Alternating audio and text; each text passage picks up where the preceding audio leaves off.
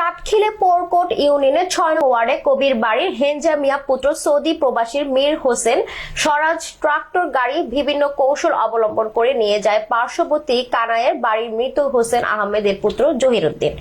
পরে প্রবাসী মীর হোসেনের স্ত্রী পারভিন আক্তার পিঙ্কি বাদী হয়ে চাটখিল থানায় অভিযোগ দায়ের করেন জহির উদ্দিনের বিরুদ্ধে। জহির উদ্দিনকে চাটখিল থানায় ডাকলে জাহির উদ্দিন অঙ্গীকারনামা দিয়ে আসেন 10 মার্চের মধ্যে গাড়িটি মীর হোসেনের পরিবারকে বুঝিয়ে দিবেন, কিন্তু তা না করে বিভিন্ন কৌশল অবলম্বন করে পাল্টা মীর হোসেনের পরিবারের বিরুদ্ধে কোর্টে মামলা দিয়ে হয়রানি করবে বলে হুমকি দেন।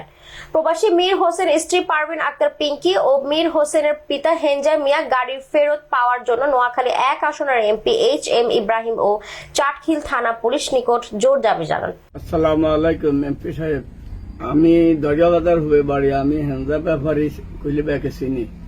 এখন আমার এক ছেলে একখান গাড়ি কিনে দিছিল এক লোকের করি খাইবার লাই আর আমার ঘরে কিছু দিবার লাই। সেই গাড়িটা প্রাইভেট ভাবে কিভাবে গাড়িটা বিক্রি করিয়া লাইছে। এখন আমার ছেলে থানায় মামলা করছে, বউ মামলা করছে, করার পরে যে 10 দিনের সময় নিছে আমার গাড়িটা ফেরত দিবে, এখনো দেয় নাই। এখন আমি আপনার কাছে সাহায্য চাই।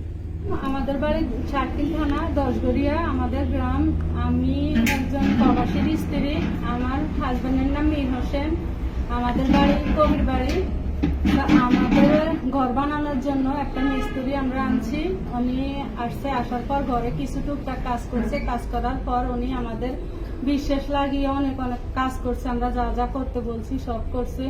করার পর উনি আমার হাজবেন্ড বিদেশ থেকে একটা গাড়ি কিনছে, রংপুর থেকে আর কি অনলাইনের মাধ্যমে গাড়িটা কিনছে। কেনার পর আমাদের বাসায় তো কাজ করতো, কাজ করার সুবাদে ওনারে দিয়ে আমরা গাড়িটা আনাইছি। ওখান থেকে আনানোর পর ওনার কাছে ছিল, পরে আমরা জানি না উনি যে এটা চালায় বা ভাড়া দেয়, আমরা এই ধরনের কোনো কিছু জানি না।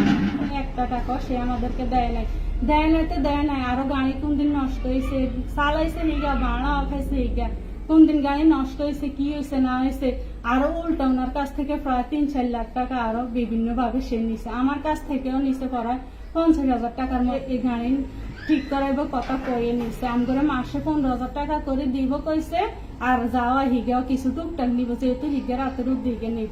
পরে আমগুলো তো 1 টাকা দিলই না, সব হিগে নিল না।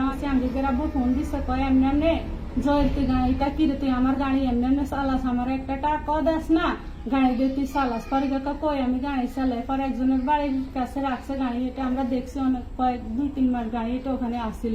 পরে হঠাৎ করে রমজানের 10 দিন আগে আমরা দেখতেছি গাড়ি এটা নাই। না থাকার পরে আমি থানার মধ্যে একটা অভিযোগ দিছি যে স্যার এই আমার গাড়িটা ফিরিয়ে দেন। পরে হিগের থানার মধ্যে হিগে নিজে নিজে যাই থানার হাজির হয়েছে। অনেক পরে হেতারা হিগেরে কইতেছে যে মুখের গাড়ি এমনি তুমি গাড়িটা দাও না, কিলে এই। পরে হিগে স্বীকারোক্তি হয়েছে যে গাড়ি আমাদের গাড়ি, হিগে যাক ভুল করছে, অঙ্গীকার নামায় সই দিছে, হিগের হমন দিয়েও আসিল ওই জায়গার মধ্যে।